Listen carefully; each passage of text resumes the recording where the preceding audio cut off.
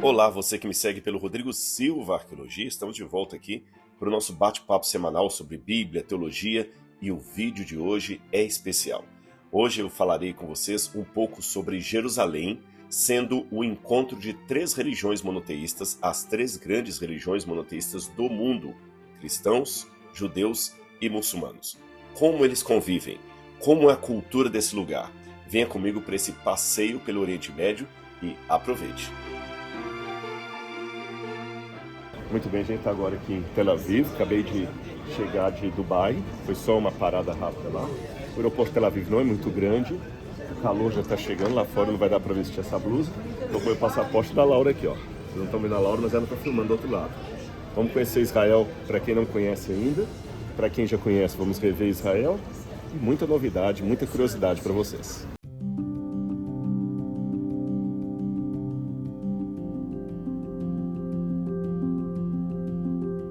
Essa rampa aqui já vai dar para o controle de passaporte. O aeroporto é pequeno, mas é muito arrumadinho. Na verdade, o controle de passaporte fica lá embaixo, mas o visto a gente pega ali em cima, numas máquinas que tem. Todo mundo chega, você coloca o seu passaporte. E o interessante é que se você tem um passaporte americano, a máquina vai explicar tudo em inglês. Se você tem um passaporte do Brasil, ela vai explicar tudo em português. Aí você já pega o seu visto. Israel não carimba passaporte, é um visto assim. Isso aqui vai ser minha carteira de identidade enquanto eu andar aqui, até o dia de ir embora. E ali embaixo tem um controle de passaporte, só para questões de segurança. E assim a gente está de volta na Terra Santa para mostrar muita curiosidade para vocês, muita coisa legal sobre esse país maravilhoso, que foi palco de muitas histórias da Bíblia Sagrada.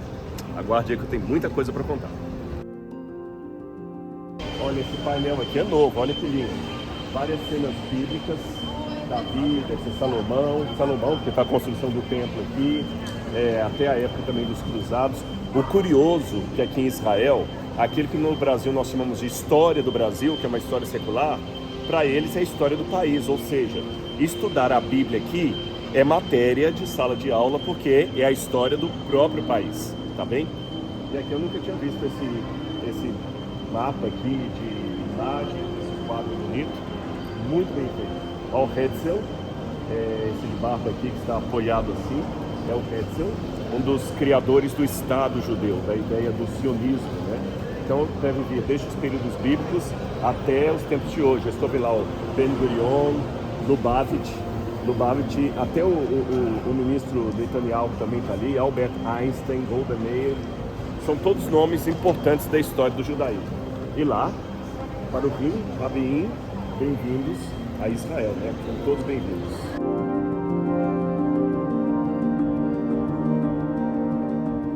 Bem, já passamos então pelo controle de passaporte, já está tudo certinho. Agora é aquela parte chata que sempre chegamos ao aeroporto, pegar a bagagem, sempre cruzando os dedos, embora eu não acredite nisso, para ter a certeza que a bagagem chegou, que não foi extraviada, tá bem? E eu ainda quero ir com vocês hoje ainda, estou cansado de viagem, mas quero levar vocês a Jerusalém para ver um pedaço da cidade que vocês ainda não conhecem, tá bom? Vem comigo.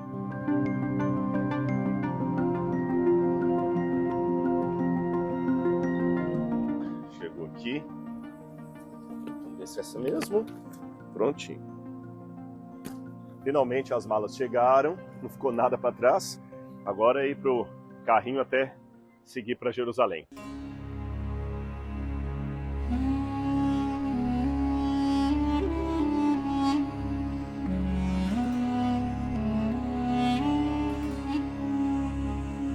Bom, agora a gente já está dentro do carro indo para Jerusalém.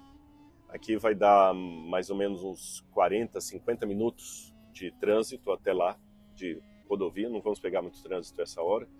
E já está bem quente mesmo. Não dá mais para vestir a blusa que eu vim com ela do Brasil. A gente saiu do Brasil no inverno e chega aqui no pico do verão. Mas vai dar tudo certo. E as estradas aqui, como vocês vão ver, são bem pavimentadas. Israel é um país com muita infraestrutura. E é um país novo, 70 e poucos anos desde a criação do Estado de Israel, e tem muita infraestrutura, superior a muitos países mais antigos. E na estrada eu vou mostrar alguma curiosidade ou outra para vocês até a gente chegar em Jerusalém.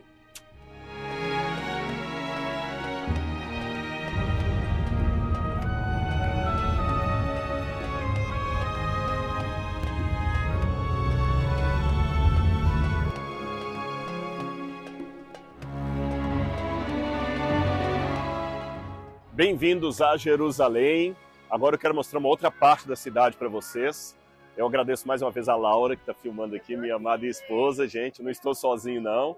A gente deixou as malas ali no hotel. E essa música que vocês já estão ouvindo de fundo aí, tá bom? A gente pediu para dar as boas-vindas a vocês com boa canção de Jerusalém. Brincadeira. É que o pessoal aqui é muito animado. Eles estão tocando ali na frente, olha lá, olha. Fica gente trocando na rua. E tem muitos músicos aqui. Mas eu quero antes de mostrar aquela banda lá e com a outra rua que tem ali, que é a Ben Yehuda. Eu gosto muito desse lugar. Aqui, essa onde eu estou aqui, é a Jaffa Street, a rua Jaffa. E ali na frente tem um quarteirão fechado da Ben Yehuda. Hoje aqui já não passa carro, aqui a não ser um carro oficial da polícia, alguma coisa assim, porque agora tem o trilho do trem, do metrô de superfície de Jerusalém. Ele, aliás, tá vindo lá, olha. Um outro vídeo que eu fiz aqui no YouTube, a gente pegou o trenzinho e fomos até a Cidade Velha. Você se lembra? Agora ele passando aí, ó. Agora, hoje, o dia que eu estou gravando esse vídeo para vocês é sexta-feira. Aqui já deve ser mais ou menos agora perto de 11 horas para meio-dia. Daqui a pouquinho começa a parar tudo, porque a preparação para o sábado. Eles chamam em hebraico de Kabbalat Shabbat, que é a recepção do Shabbat, do sábado. O sábado no judaísmo, vocês sabem que é um dia sagrado, conforme o mandamento de Êxodo capítulo 20. Então a cidade para. As ruas vão começar a ficar mais vazias. Jerusalém, que é mais religiosa, vai parar tudo. O comércio fecha, exceto no lado árabe, que eu vou mostrar um pedacinho para vocês também. Tem outra música lá, olha. Vamos para Ben Yehuda, que vou mostrar para vocês a alegria do povo. Parece que está acabando o compromisso da semana, eles agora vão entrar num descanso. Então vamos ver um pouquinho da Ben Yehuda, porque esse quarteirão aqui é muito animado. Sábado à noite, quando termina o Shabat, nossa, é muito legal ali, muito animado. Uma hora eu vou mostrar para vocês como é que é a Ben Yehuda no sábado à noite. É o point da cidade, da juventude. Tem muita alegria, muita espontaneidade. E uma coisa que eu já vou quebrando aqui é aquele mito de Jerusalém é um lugar tenso, perigoso, todo mundo andando com bazuca. Não, nada disso. Você está vendo aqui pessoas de várias nacionalidades, várias etnias, várias religiões. É provável que enquanto a gente estiver andando aqui, você vai ver um judeu passando e um muçulmano também. Você reconhece pela roupa. Ou pessoas como eu, que são brasileiros, outros são canadenses, peruanos. Aliás, é um mosaico de culturas e idiomas aqui. Vamos andar então para mostrar para vocês um pedacinho da Ben Yehuda.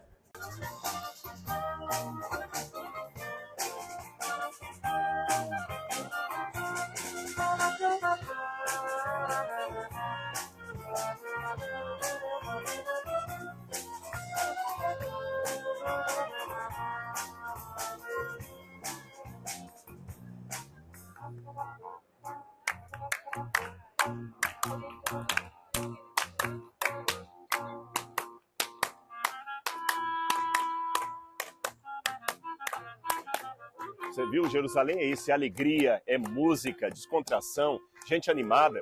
Se você souber tocar piano, eles até deixam um piano aqui para você fixo. Deve estar desafinado, eu não sei, mas eu também não sei tocar. Mas o pessoal pode vir aqui brincar no piano. Essa alegria toda que faz parte da cidade de Jerusalém e também do verão aqui, que é muito quente.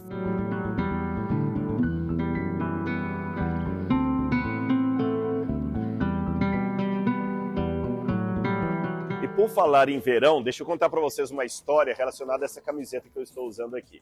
Quem já me assistiu nos podcasts já deve ter visto que eu ganhei de presente camiseta da Insider. E eu brinquei pelo menos umas 2 vezes, olha, pessoal da Insider, se vocês mandarem para mim algumas camisetas, eu vou usar no Oriente Médio e vou ver se dá certo. E não é que eles mandaram mesmo? Muito obrigado, gente. Olha, valeu demais o presente e eu já comecei confirmando que vocês não fazem um produto realmente que não seja bom. Pelo contrário, o Insider é excelente. Sabe por que eu estou dizendo isso? Eu já estreiei essa camiseta de manhã lá em Dubai, porque eu amanheci em Dubai, e de Dubai eu peguei um avião e vim para Israel. Se aqui já está quente, Dubai é muito mais quente do que aqui. E olha que eu coloquei uma camiseta preta ainda, da que eles me mandaram. E ela está muito agradável, eu não estou sentindo suor, o suor transpira muito rápido. Tirei da mala a camiseta e coloquei no corpo, então você vê que ela desamassa com muita facilidade. Aquilo que eles dizem lá, que a camiseta é tecnológica, é verdade mesmo. E eu estou colocando isso à prova no calor do Oriente Médio. Então, muito obrigado, gente. Valeu e calma. Eu sei que eu prometi que eu ia usar a camiseta da Insider no sítio arqueológico. E eu vou usar sim, eu vou usar. Na verdade, eles mandaram até para mim outras camisetas e eu vou usar de outras cores. Para que você saiba que a Insider não tem só camiseta preta, ela tem de várias cores, de vários tamanhos. Então você que gosta de esporte, você que gosta de natureza, calor como esse do Oriente Médio, é a camiseta ideal, valeu mesmo. Eu agradeço o presente que vocês mandaram. Agora, vocês sabem que às vezes a pessoa dá a mão, você pede o braço. Ela dá o braço, você pede o corpo inteiro. Como eles mandaram um presente, eu falei, escuta, eu vou falar da camiseta. E se alguém quiser comprar, será que vocês não dariam um desconto? E eles não deram mesmo? Então, olha como é que você vai fazer. Se você quer comprar uma camiseta da Insider, você vai clicar no link que eu vou colocar na descrição desse vídeo aqui. E em todo o site da Insider, você vai usar o cupom de desconto Rodrigo Silva. E eles vão dar 12% de desconto para você. Mas não esqueça de colocar lá, cupom de desconto Rodrigo Silva. E se você já tem a camiseta da Insider, coloque aqui nos comentários o que você achou. Eu já tenho até um slogan para Insider. Insider, eu tô dentro. Valeu mesmo. E vocês vão ver, as próximas que eu vou usar serão no sítio arqueológico, quando eu estiver escavando lá em Laquis. Tá bem? Agora eu quero contar para vocês um pouco sobre o Ben Yehuda, que é o sujeito que deu o nome a essa rua, esse quarteirão fechado que eu estou aqui. Se hoje fala hebraico em Israel, hebraico moderno, esse hebraico de rua, é graças a esse sujeito. Por quê? Deixe-me voltar no passado para você entender um pouquinho essa história. No passado mais remoto, eu digo. Voltar no passado seria já redundante.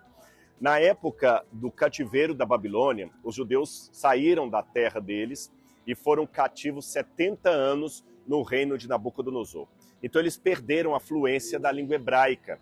Muitos judeus que nasceram durante o cativeiro começaram a falar aramaico. Seriam como os descendentes de japoneses, italianos ou espanhóis que estão no Brasil e que o avô veio da Itália, o bisavô, mas ele já nem fala italiano, já não fala espanhol, já não fala japonês, é o antepassado dele que falava, ele fala português. Os judeus então também começaram a falar aramaico. Isso foi tão forte que na época de Jesus, olha, séculos depois do fim do cativeiro, os judeus no dia a dia falavam aramaico. Se eu estivesse aqui em Jerusalém no ano 100 de nossa era, você escutaria os judeus aqui falando aramaico, mais do que hebraico, tá certo? Aí no ano 70 de nossa era, os romanos ainda expulsaram os judeus de Jerusalém. Depois no ano 132, na época de Adriano, expulsaram os judeus do resto da terra. Poucos judeus ficaram aqui. Aí que eles foram realmente perdendo a fluência na língua de Abraão, na língua de Moisés, na língua da Bíblia.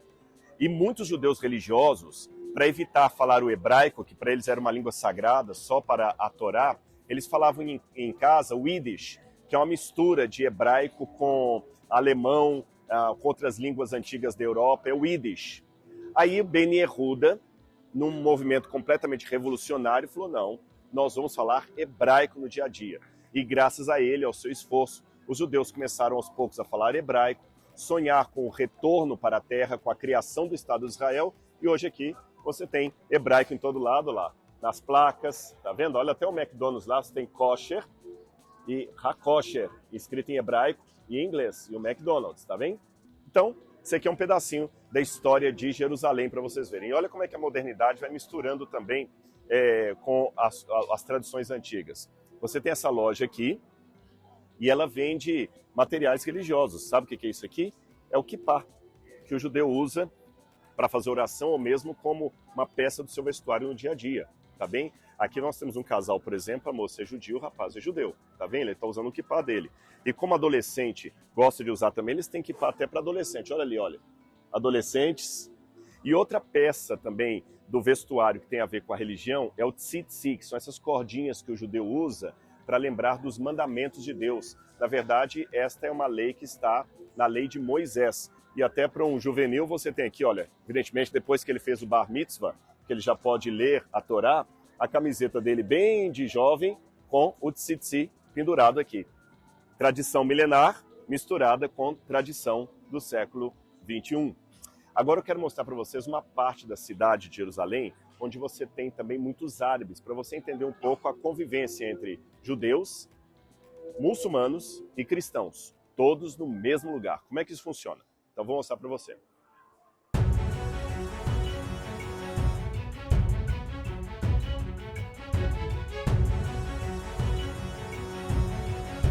Essa parte de Jerusalém onde nós estamos aqui, você tem de um lado as muralhas da cidade antiga, tá bem? Não são muralhas da época da Bíblia Sagrada, essas são mais recentes. Mas o recente que eu digo aqui, século XVI. Essas muralhas são tão antigas quanto a descoberta do Brasil. E do lado de cá, você tem um antigo hospital católico. Ali embaixo nós temos a Notre Dame, que é um restaurante e também funciona um hotel. E no passado, antes da conquista de Jerusalém pelos israelenses na Guerra de 6 Dias, aqui passava a fronteira. Jerusalém estava nas mãos da Jordânia, então os jordanianos cuidavam de Jerusalém e não queriam entregar Jerusalém para os judeus, embora o Estado de Israel já tinha sido proclamado desde 1948, em 1967 ainda Jerusalém estava nas mãos da Jordânia. E do lado de cá, na minha direita, onde está esse hospital, ficava a base israelense. Então os israelenses ficavam sempre trocando tiro com os soldados jordanianos do outro lado. Se você olhar na parede, ainda é possível ver alguns buracos ainda na parede, que são buracos de bala, de troca de balas, que ficava gente atirando de um lado, gente atirando do outro, e aqui passava a fronteira. Por isso que tem até uma mensagem política também do governo de Israel, de passar o trenzinho justamente por aqui, porque uma das propostas que havia na mesa de discussão para o acordo de paz entre Israel e Palestina era justamente que Jerusalém fosse separada no meio, Jerusalém Oriental e Jerusalém Ocidental, a metade para os palestinos ou árabes e a outra metade para os israelenses. Só que isso não foi aceito e Israel acabou colocando o trilho do trem justamente aqui, como se fosse uma mensagem. Jerusalém não está na mesa de discussões, não vamos dividir Jerusalém. Então daqui por diante, onde nós vamos andar em direção à porta de Damasco, já é um setor da cidade mais dominado por árabes muçulmanos. Então vocês vão ver que a roupa muda, você vai ver que o estilo das pessoas muda, é bem diferente ali da Ben Yehuda. Então vou mostrar para vocês agora o lado da porta de Damasco, para você ver o contraste cultural entre um lado que é mais dominado por judeus e outro lado que é mais dominado por muçulmanos, tá bem? Vamos lá.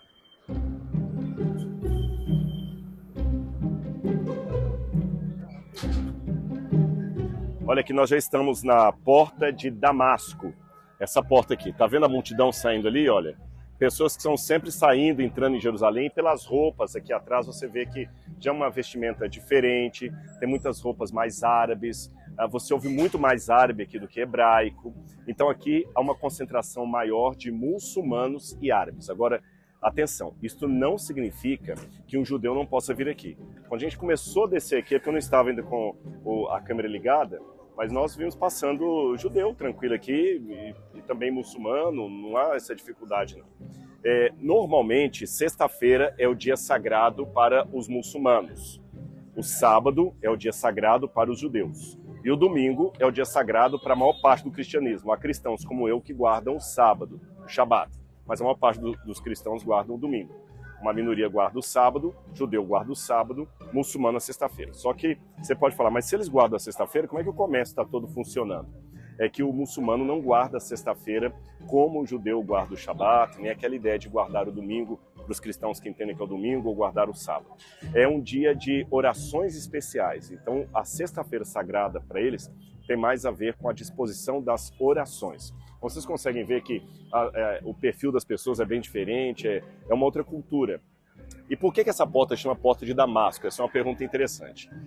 Nos tempos bíblicos, as portas às vezes tinham um nome da direção daquela porta. Então, por exemplo, tem uma porta do outro lado que é chamada de Porta de Jafa, porque ela dá direção para a cidade de Jafa. Aqui nós damos direção para a Síria, para Damasco. Então essa porta que dá direção para a Síria é chamada de Porta de Damasco. Essa porta que vocês estão vendo ali embaixo, ela é do período muçulmano, ela não é da época bíblica. Porém, eu vou mostrar para vocês que no cantinho abaixo nós temos uma outra porta já do período herodiano, do primeiro século. Aquela porta que está ali abaixo é do tempo de Jesus. Então eu vou mostrar para vocês a porta de baixo, até para você ter uma noção como é que o solo vai subindo de acordo com o tempo, e vou explicar também por que o solo vai subindo, de modo que a Jerusalém dos tempos bíblicos está metros abaixo de onde eu estou aqui. Mas eu vou mostrar para você isso ali embaixo, vai ficar mais fácil de você entender. Aqui, olha, um judeu passando, como falei com vocês, viram? Então não tem essa barreira que alguns pensam também assim, que eles não podem vir aqui. Então você tem judeu, tem árabe, tem cristão. Olha o pão. Quer um pedacinho de pão aí? E é tudo com a mão assim mesmo, vendendo na rua, viu? Olha lá. Eles estão falando em árabe, estão negociando o preço, olha lá. Põe a mão no pão, põe a mão no dinheiro, é assim que funciona, é a cultura. Vamos para esse lado aqui, cuidado aqui, meu bem.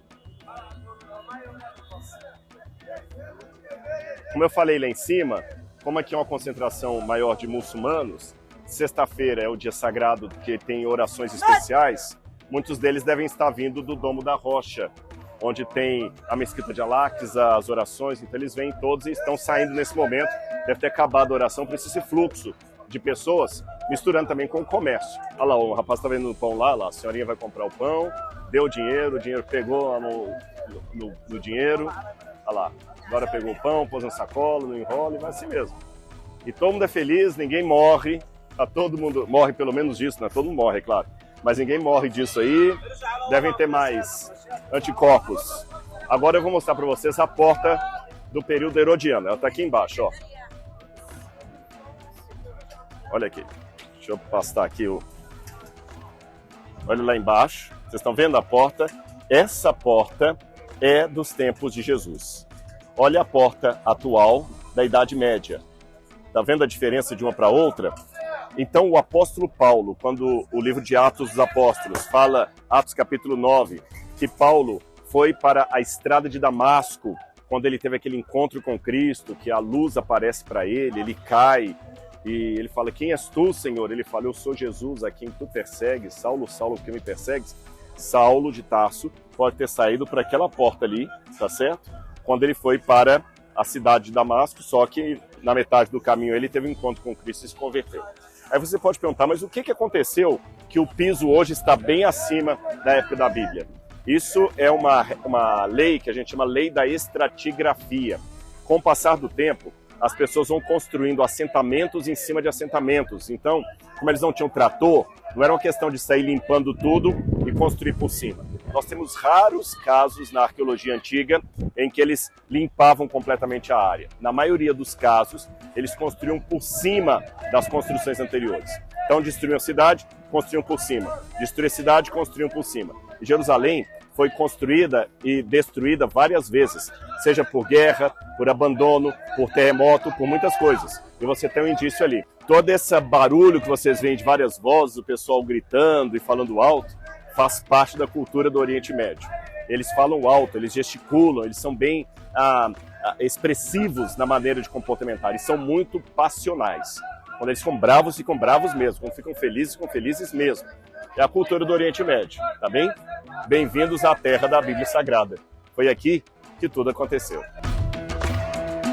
Já que eu falei de Jerusalém do ponto de vista dos judeus e também dos muçulmanos, deixa eu falar um pouquinho agora do ponto de vista dos cristãos. Você ouviu a buzina, né? Eu estou numa estação de ônibus aqui. Aqui partem linhas de ônibus para vários pontos da cidade. E este lugar, essa pedreira que vocês estão vendo aqui em cima, na opinião de alguns cristãos, seria o lugar do Calvário. Eu particularmente já gravei vídeo sobre isso, mas eu posso falar depois com mais detalhes se alguém quiser. Se você quiser esse assunto, peça nos comentários aí que eu voltarei a abordá-lo. Onde ficaria o Santo Sepulcro e o lugar do Calvário, onde Jesus foi crucificado e depois sepultado? Alguns pensam, uma das hipóteses é que seria nessa pedreira aqui. Aí eles dizem que ela tem o formato de uma caveira que hoje já desapareceu por causa de erosão. A caveira ficava ali. Hoje não dá mais para ver caveira e com o tempo realmente isso aqui vai erodindo, porque essa pedra é calcário e ela é muito fácil de se dissolver. Essa é uma das questões que eu levanto do ponto de vista arqueológico. Isso aqui era mesmo o lugar da caveira. Não posso afirmar isso. Mas uma coisa é verdade. Essa pedreira existia na época de Jesus, foi explorada na época de Jesus. Aqui passava algum caminho que ia para Jerusalém. Hoje é o ônibus que entra aqui. Você está vendo o ônibus sendo parando ou estacionando no lugar que também tem história antiga. Quem aventou a possibilidade daqui ser o Calvário foi um homem chamado Gordon, General Gordon. Ele, depois que serviu ao exército, ele veio para cá e um dia ele estava hospedado num hotel aqui não havia estação de ônibus naquela época mesmo.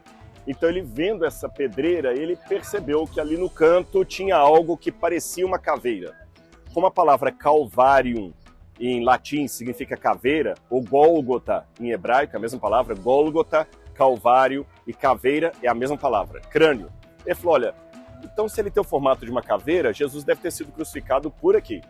Depois eles encontraram túmulos ali em cima, um túmulo específico ele pensou pode ser o túmulo de Cristo, e onde você está vendo aquela cerca ali, é o lugar onde hoje funciona o Jardim de Gordon, ou também conhecido como o Jardim da Tumba. Hoje ele é administrado por uma agência interdenominacional inglesa e as pessoas vêm visitar o lugar ali. É muito bem cuidado, são voluntários. Eles não afirmam, os administradores do Jardim de Gordon, que ali é o lugar do Calvário. Eles colocam como uma possibilidade. Mas, de qualquer maneira, muitos cristãos vêm orar ali. Pessoas que vêm de uma origem mais protestante ou evangélica preferem aqui, porque evitam a Igreja do Santo Sepulcro, que na versão católica seria o lugar do Calvário que fica dentro dos muros da cidade. Eu já disse que eu não vou hoje explorar muito esse assunto, se você quiser. Rodrigo, explique melhor essa questão. Qual dos dois é o Calvário? Onde ficava o Calvário em Jerusalém? Realmente era o Monte Calvário? Eu vou falar sobre esse assunto se vocês pedirem aqui nos comentários, tá bem? Mas apenas mostrando para vocês esse lugar onde hoje tem o ponto do ônibus. A maior parte das pessoas aqui são árabes e aqui na antiguidade era um lugar que passava uma rua romana e provavelmente lugar também de crucifixão. Se Jesus foi crucificado aqui, eu não sei. A gente falará disso num outro vídeo. Agora, tem também um falso achado arqueológico que eu tenho que mencionar para vocês. Eu não sei se vocês já ouviram na internet as famosas descobertas de Ron Wyatt. Ele não era arqueólogo, era apenas um anestesista de Nashville, Tennessee, que já faleceu. E ele colocou muitas descobertas sensacionalistas na internet. Ele falou que encontrou as rodas dos carros de Faraó debaixo do Mar Vermelho, isso não é verdade. Que ele encontrou o verdadeiro lugar de Sodoma e Gomorra, não é verdade. E entre as várias coisas que ele encontrou, ele diz que encontrou o lugar da Arca da Aliança, que estaria debaixo do Calvário, perto de um ponto de ônibus. Seria ali embaixo, tá bem? Mas tudo isso aí é boataria. Lembra que eu falei com vocês que eles conversam muito gesticulando? Parece que estão brigando, né? Não, são só dois amigos conversando, rindo. É assim, Jesus era do Oriente Médio, Jesus também falava de maneira passional como eles. Mas voltando à questão dos achados de Ron Wyatt, arqueologicamente falando, nós não podemos balizar nenhuma das declarações do senhor Ron Wyatt. Não é verdadeiro o que ele disse que encontrou. E aqui embaixo, arqueólogos vieram explorar onde ele disse que encontrou a Arca da Aliança, mas não encontraram nada do que ele falou. Então, se você vir na internet algum vídeo de um senhor de idade falando com voz rouca em inglês, que ele encontrou da Blood of Messiah, o sangue do Messias aqui, com todo respeito àqueles que acreditam nisso, mas do ponto de vista arqueológico, eu não posso validar isso, não é verdade, não procede. Vieram, investigaram aqui embaixo e não encontraram nada do que foi dito. Mas sempre que eu vou falar de arqueologia nas igrejas, sempre aparece alguém perguntando, é verdade que encontraram o lugar da Arca da Aliança debaixo de um ponto de ônibus em Jerusalém? E eu tenho que explicar que não é, etc, etc. Repito, se você quiser que eu explore mais esse assunto, deixa o pedido aqui nos comentários que a gente volta a falar dele com mais detalhes. Mas só queria mostrar para vocês o local onde alguns pensam que poderia ser o Calvário e onde o Ron Wyatt diz que encontrou a Arca da Aliança, mas esse último aí eu posso dizer que não é verdade, não procede o que ele declarou, tá bem? Agora eu quero mostrar um pouquinho da pedreira original sobre a qual foi construída a cidade de Jerusalém. Fica do outro lado da rua ali. Você vê, a arqueologia ela mistura antiguidade com modernidade, porque eu tenho ônibus, van, pessoas passando na sua vida normal em cima de um passado que todo arqueólogo gostaria de explorar.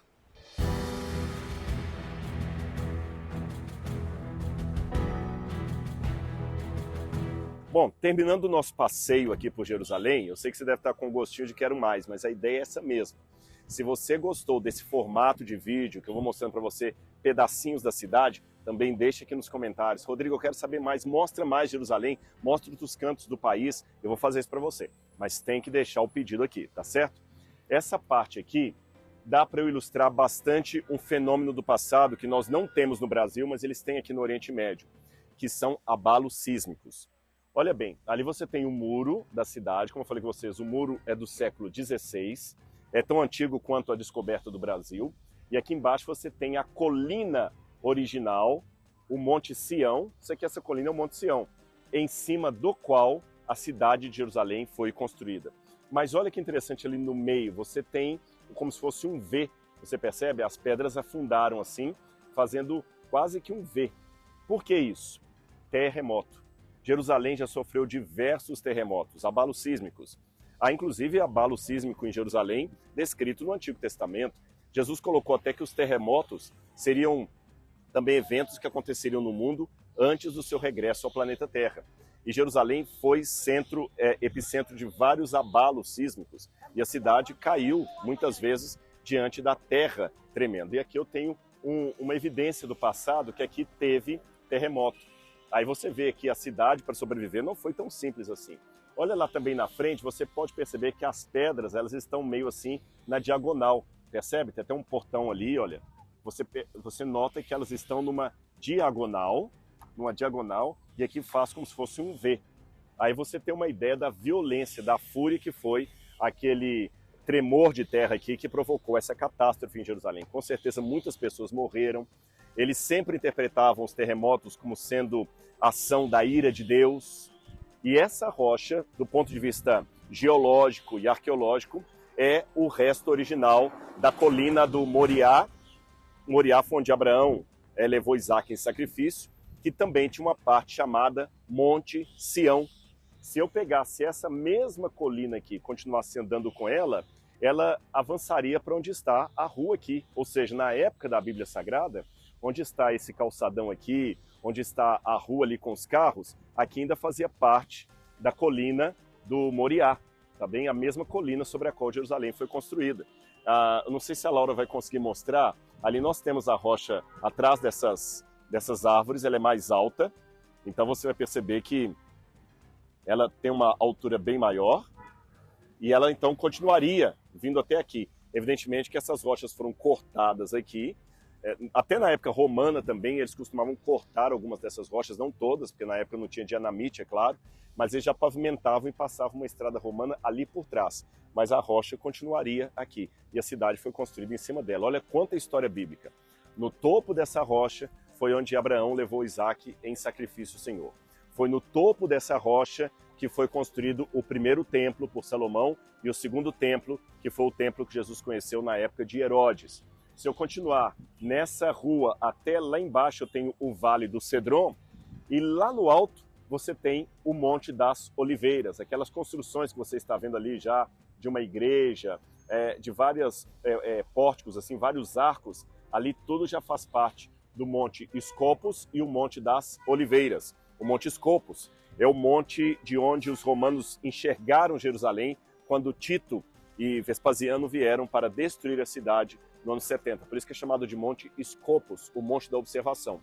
E o Monte das Oliveiras, você conhece pelos evangelhos, foi onde Jesus agonizou, suou sangue e ratificou, melhor dizendo, a sua decisão de entregar a sua vida pela humanidade.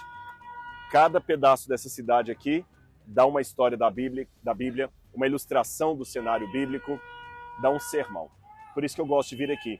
E agradeço a Deus pelo privilégio que eu tenho de passar para vocês um pouquinho do que é o Oriente Médio, um pouquinho do que é o contexto da Bíblia Sagrada que você lê aí na sua casa. Eu espero que esses vídeos, essas informações, palestras, aulas estejam ajudando você. Mais uma vez, obrigado ao pessoal da Insider pela camiseta. Vou continuar usando outras aqui, porque elas estão sendo muito úteis aqui no calor do Oriente Médio. E já que eu falei também de estudo, se você não é meu aluno no curso A Bíblia Comentada com Rodrigo Silva, eu vou deixar também um convite para você se matricular e aprender mais e mais coisas sobre a Bíblia Sagrada do ponto de vista daqui do Oriente Médio. Espero que você tenha gostado desse vídeo e um conselho, se algum dia você vier a Israel, sempre traga água. No calor aqui, água é remédio, é saúde. Beba água, visite Israel, ore pela paz no Oriente Médio. Que Deus abençoe você e até o nosso próximo vídeo. Tchau, tchau.